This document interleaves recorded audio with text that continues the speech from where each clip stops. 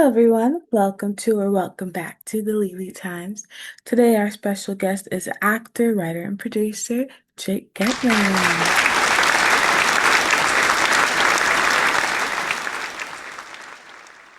I'm gonna just, I'm gonna go right into the questions. How about that?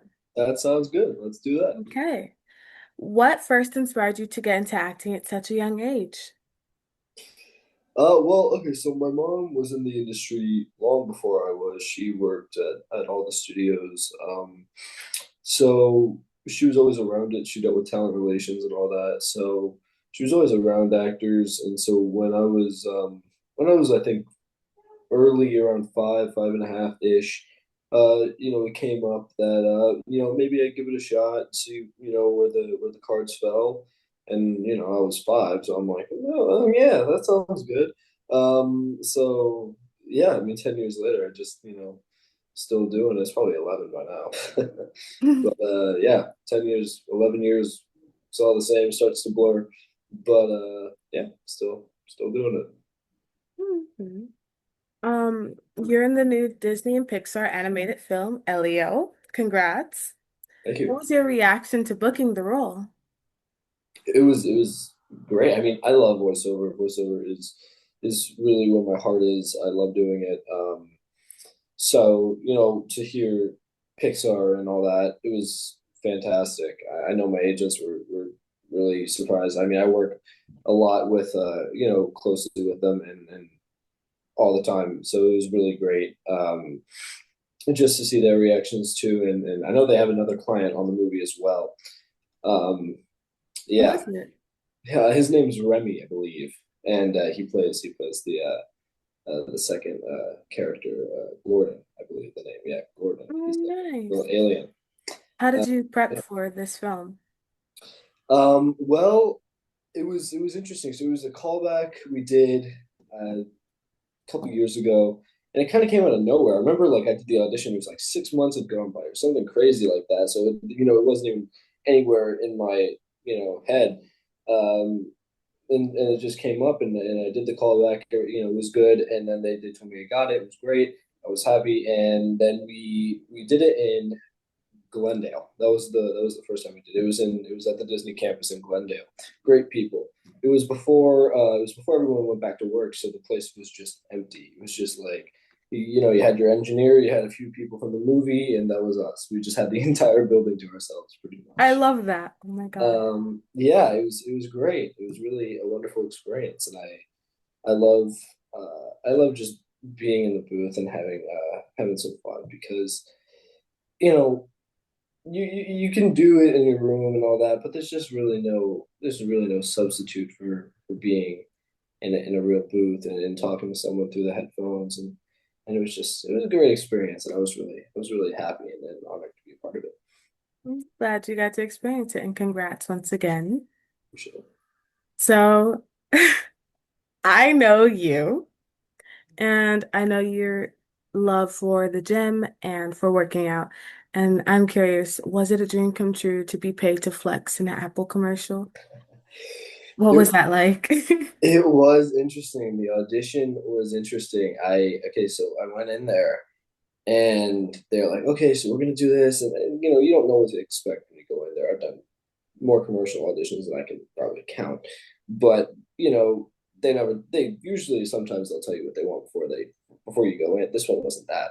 And so I go in there, they're like, all right, so you're gonna do this, and I was like, yeah, okay. And it was so awkward. And the sound, like the song that you hear in the spot was actually playing in the audition too. So I'm going, I'm doing my thing, and it was funny, it was interesting, and I was like, this would be hilarious if I booked this because there was guys coming in that looked like they were on the juice. I mean, it was it was very fun, and I really enjoyed that. It was 2 days of shooting, of just straight flexing. I was very sore by the second day, but I wouldn't trade it for anything. It was great. I love that. I know you had a good time. Is there a particular actor or director you might want to work with someday? That's a good question. I haven't. I haven't thought about that too much. That's a question I probably should think about because I do get I thought you asked. were gonna say me. I mean, I have I worked with you? I don't think I We've have. worked together. Oh, never mind. We did work together, right? Yeah, I've worked with you.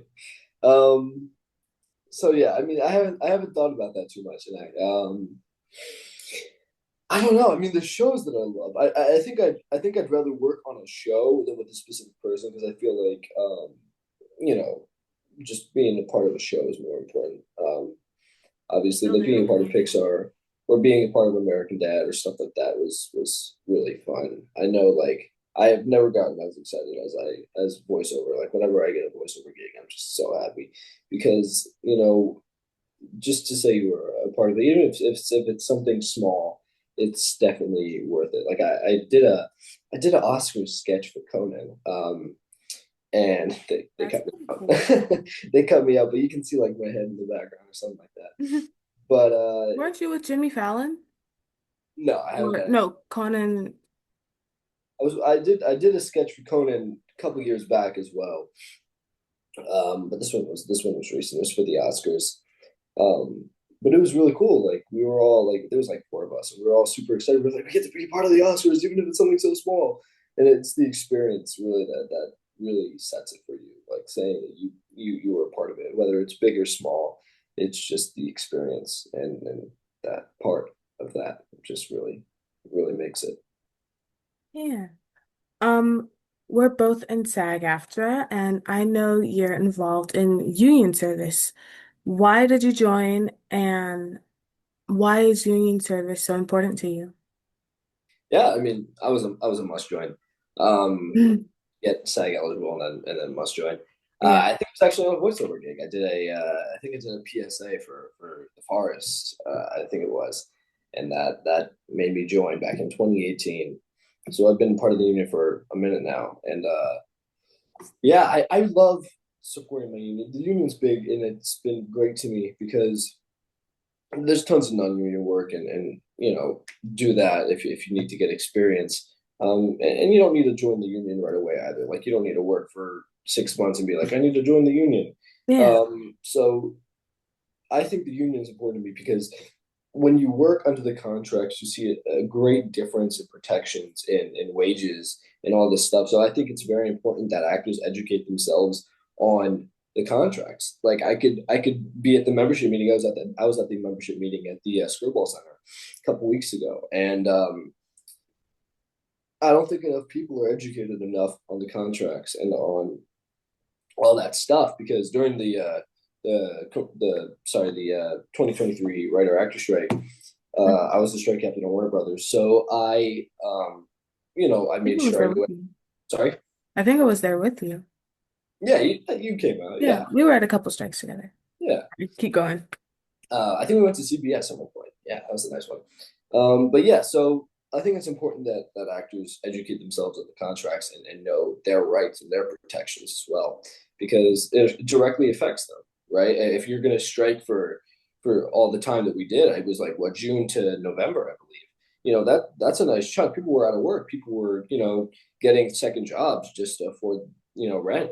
So I think Mhm. it's important that they know what they got and the protections that they have. So I think union service is super important because without your union, you're nothing. They protect you. They give you your wages. They give you your protections, and that is critical, especially in this industry where it's you're looking out for yourself. So you got to know your rights. So Yeah. And every job is a hit or miss, and you hear more no's than you do yeses. And so when you hear yeses, you really got to hold on to that yes. Um, what causes are you most passionate about, and how do you use your platform to support them? yeah, I mean, I don't know what do I do right now. I mean, I like helping out. Like feel I feel like a need to be of service. Like I like helping people. I've got a big heart, so, but I think what's important to me is I was in foster care and all that stuff, and I am on the spectrum, so disability, and all that. So I do think that there should be awareness for those types of things, because I think there's also some, connotations and stigmatisms related to those things. So I think it's important to bring awareness and shine some light on that stuff, because not everyone who's homeless is a psychopath on the drug, doing drugs and sitting there on the streets 24/7. Some Yeah. people, are homeless by default, like they have no choice, right? And they physically can't get off the street for whatever reason that may be. And with disability, that's one that I'm really passionate about myself, because I may not be the most disabled person you've ever seen, but a lot of people have it far worse than I do. I'm on the high end of the spectrum, right? So I'm like one of the most functioning people, but there are people lower, and it physically affects them and mentally affects them. And I think it's important to show that they are humans too. They're not necessarily, stupid or any of that. So I think it's really important that we actually bring awareness and the truth and facts to it, so that people realize, like with people with ALS. I remember I used to do the ALS walk back in a couple of years ago before COVID, and one of the constant things I'd see people putting up was like, "I can hear you just fine." Like you don't have to speak louder, you don't have to talk to me any different. Like I can hear you, I'm still the same person. I just can't Mm. move my body. So I think it's important that people get the facts straight about those types of things, so that they're educated about that. That's nice. I love that. Yesterday in leadership, when Chris was asking you about how you could be a leader, I see you being a leader that way. That's beautiful. I'm curious, you talked about and you've been opened about your you being adopted. I want to know, how has that shaped who you are today? Yeah, I mean, okay, so I was, my parents were homeless, so I feel that too. But I was born in Inglewood, and I make jokes about it all the time.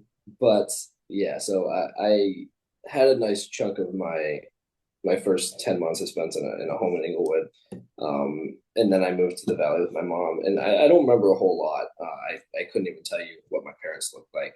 Um, but I don't even consider them my parents. My mom's my mom, and that's, as far as I'm concerned, that's that. But I think a lot of it is a lot of it's not stuff that I remember. I think I think acting definitely it put me on a better path than what could have happened, because when you're in foster care, it's I don't remember anything, right? So like I think all of the damage for me was all like stuff I don't remember. And I think being there and being adopted, I don't want to, act like I'm some sort of, like, "Oh, I was in foster care, boo, take pity on me," because I wasn't there for very long. Like a lot of people had it way worse than I do. A lot of people are still in the system. I've been around people that are like 12 years old and still, in foster care. And it really is a shame, because I see myself and I'm like, I was adopted at 10 months, but a lot of people don't have that.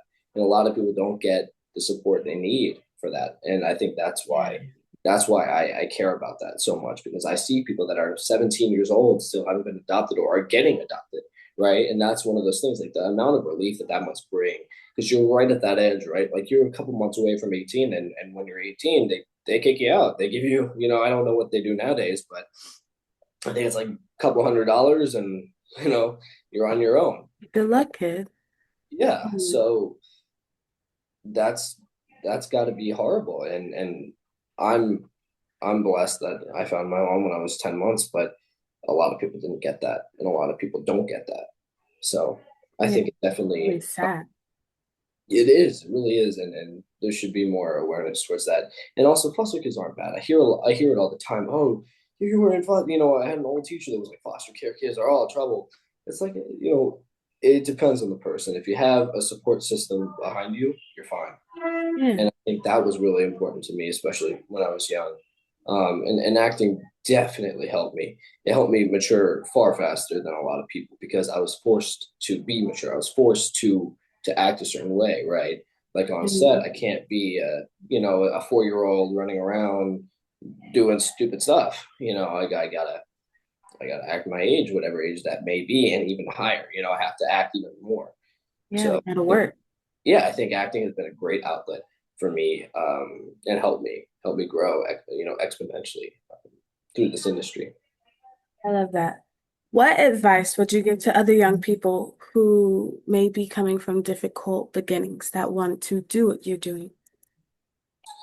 It's okay. I'll say this now, and I'll say it forever. It's all endurance. It's your mentality. It's what you're willing to go through because you know maybe you can do everything, right? Like a lot of people say you can do anything, and sure, but you have to be willing to do anything, right? Like of course you can do anything, of course you can, but you have to actually be willing to put the work in. Nothing is going to fall in your lap, and so if you want to do acting, if you want to be an actor, get up, do what you got to do, and look into that. If you want to be an actor, take some classes, uh, get a manager. They'll find you an agent, and you take the steps. It's a stepping stone process. You don't just Yeah. immediately become an actor. You take the time, you take the steps, and then you cultivate, yourself and your skill, and then eventually stuff will start to line up and fall in place. You'll start to get gigs, and then you can call yourself an actor. So nothing's overnight, it never is. So I think um, it's all about working hard and facing the no's. Like you said earlier, we hear no far more than most people do. But at this point, what does it mean to me at this point? Nothing. I do an audition and boop, it's out of my head. So, you know, When people go to auditions, when my friends go to auditions, I say congratulations because even if you don't get the job, just the fact that you're being seen is something. yeah, There's so many people that want to be in the room where it happens, as they say in Hamilton. I love saying it.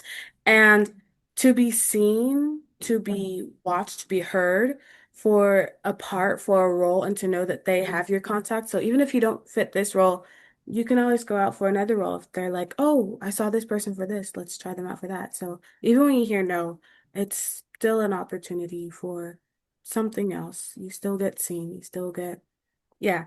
Um, yeah, for sure. Yeah, same thing. Like no roles is a small role.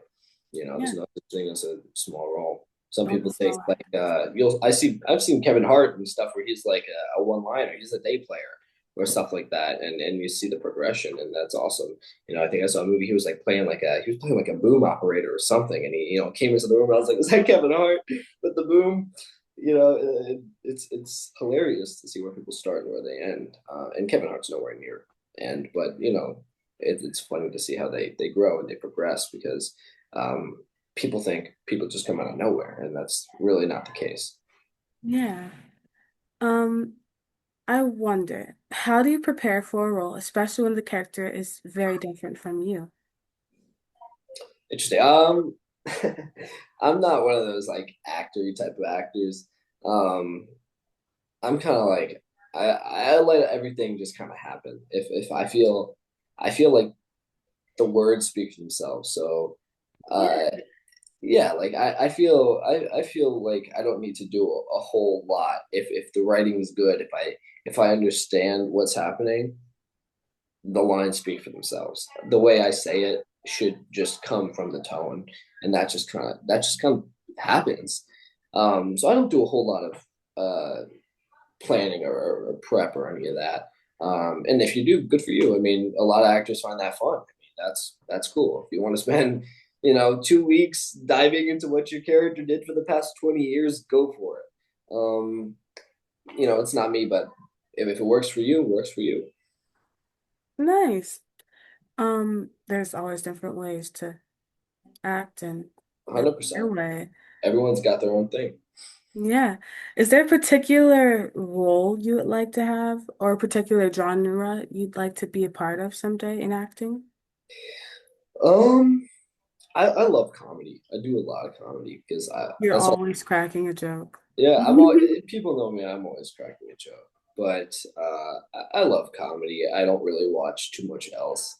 I can't sit through dramas. They put me to bed. I'm like, I need a What joke. about romance?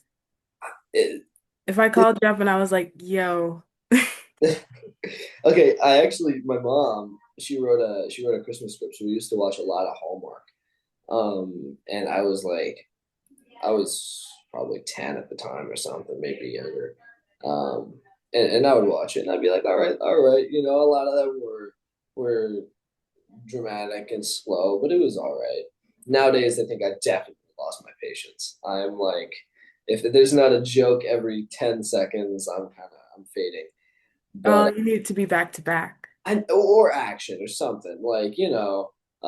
my favorite movies are like the vacation movie from 2015 where like just like because it was just so just stupid it was good um You'd or love like white chicks. I would love White Chicks. I haven't seen it yet. I really should. um but stuff like that, there's plenty of other movies. I mean, I've seen Airplane, the movie from 1980, like 12 times, probably more. Speaking of um airplanes, I know you do airplane spotting. What got you into that? Plane spotting.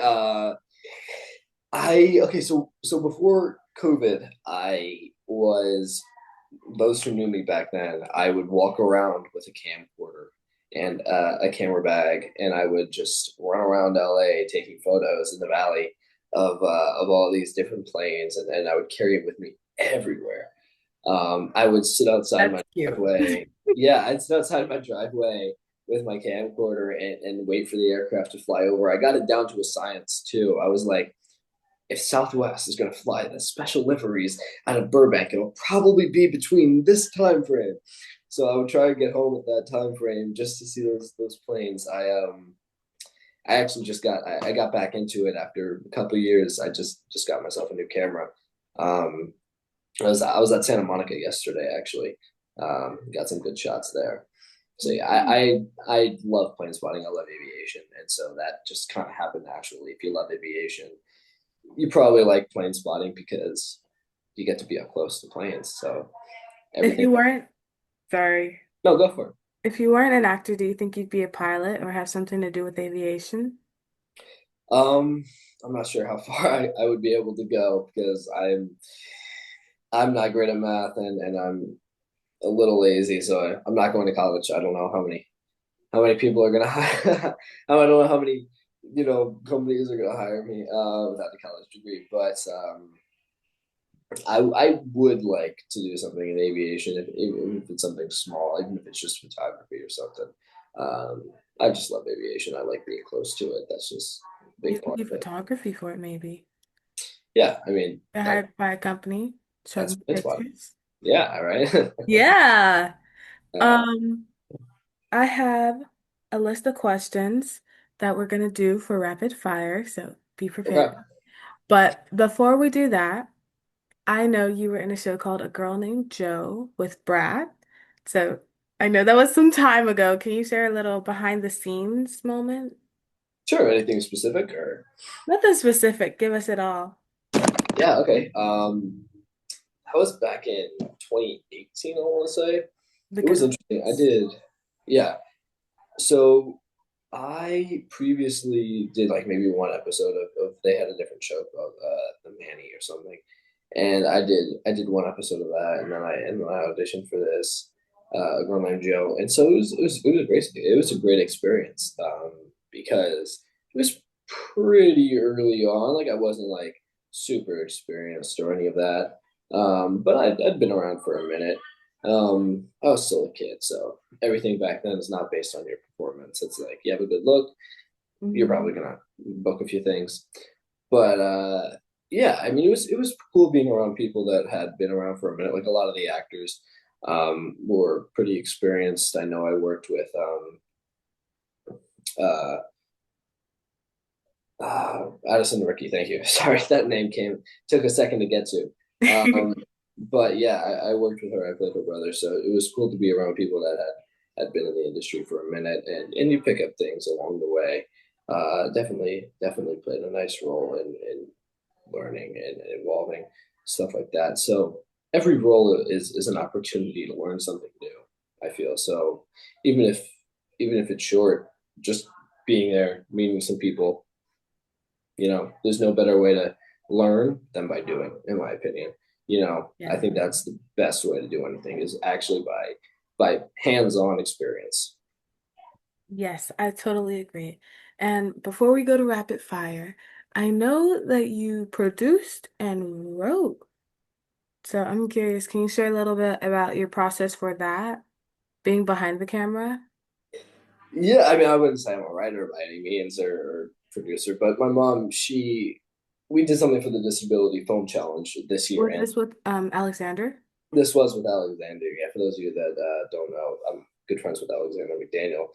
He's a director and actor as well, and we've known each other for a very long time, and Letha knows him too. So we uh, we were putting this together because every year the Disability Film Challenge has the Disability Film Challenge, and it's basically you put together a short. It's 5 minutes, and to showcase disability in the industry.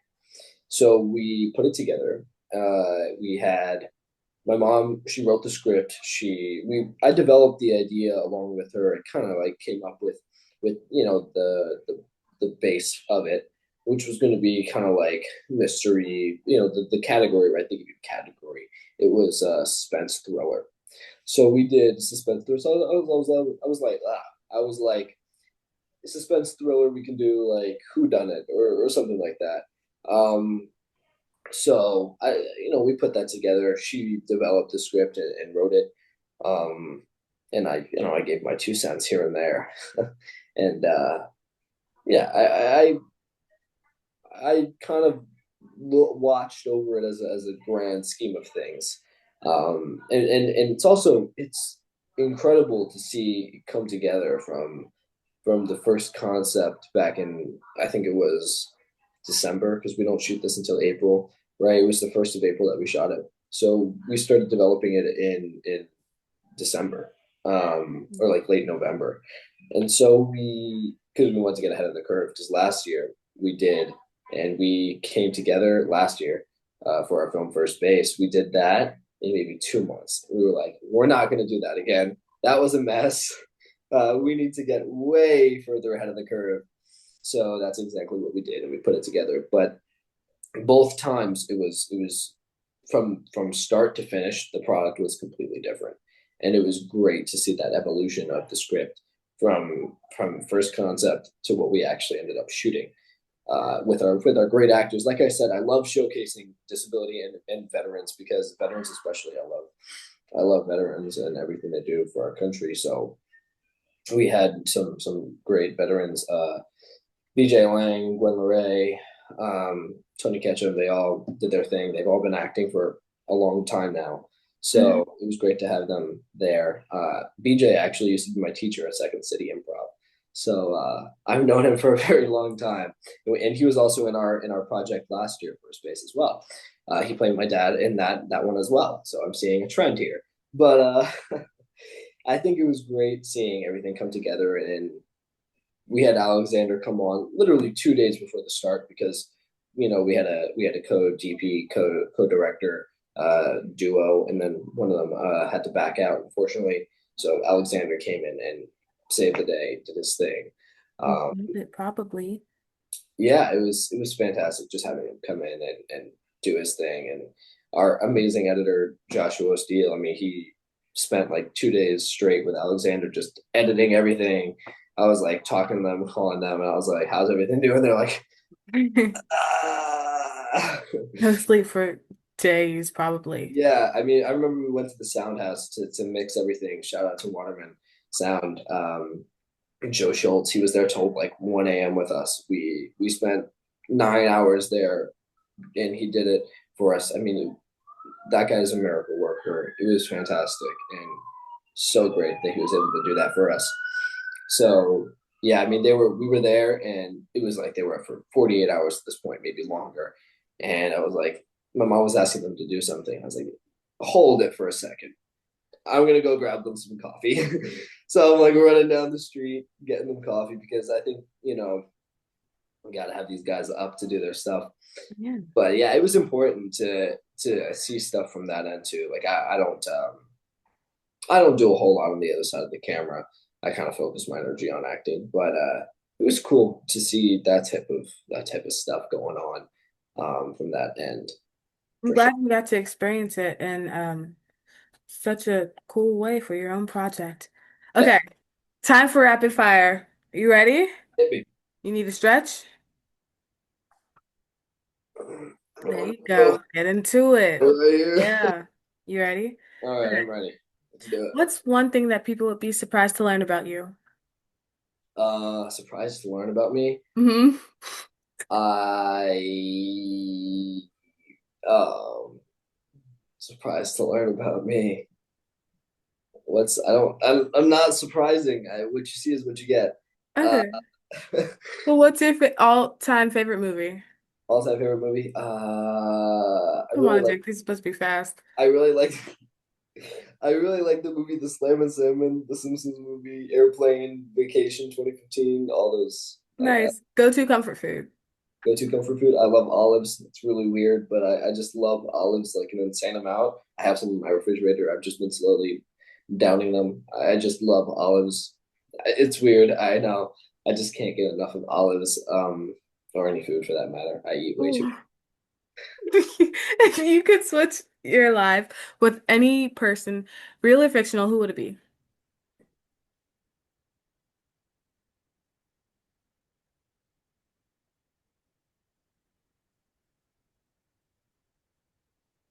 Alexander Hamilton. Um, Alexander. Give me Elon Musk. I'll take Elon Musk money. No. Okay. Dream travel destination. Dream travel destination. Oof. Come on, bro. Okay, it's gonna be Skiatos, Greece. Okay, cool. Um, what's next for you? Any projects that you're excited for? Um, what do I If have? you I mean, don't know, you can I always just have stalk his IMDb. yeah, I have Elio coming up, and I'm really excited for that. The premiere's on June 10th, so I'm really Are looking. you going? I am going, so Oh, I'm very excited. I'm looking forward to that. I'm looking forward to see the finished product and meeting everybody there because, like I said, voiceover is very you don't work with anybody else most of the time. Occasionally they'll put you in a booth, but that's incredibly rare. But yeah, so I'll meet everybody for the first time there, so that'll be interesting. So I'm nice.